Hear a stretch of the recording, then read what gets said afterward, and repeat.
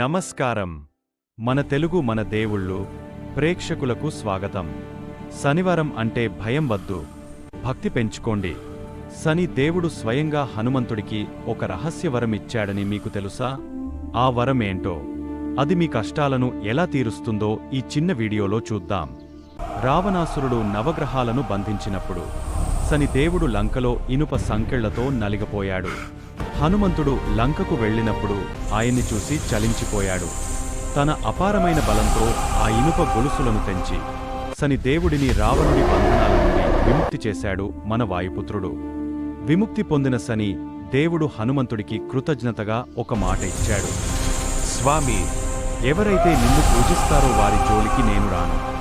ముఖ్యంగా శనివారం నాడు నీకు సింధూరం, నువ్వుల నూనె సమర్పించే భక్తులపై నా ప్రభావముండదు అని వరమిచ్చాడు. కాబట్టి భక్తులారా, ఈ శనివారం హనుమంతుడిని దర్శించి సింధూరం సమర్పించండి. మీ జాతక దోషాలన్నీ వీడిపోతాయి.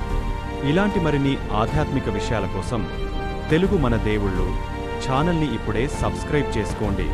కామెంట్లో జై హనుమాన్ అని టైప్ చేయండి.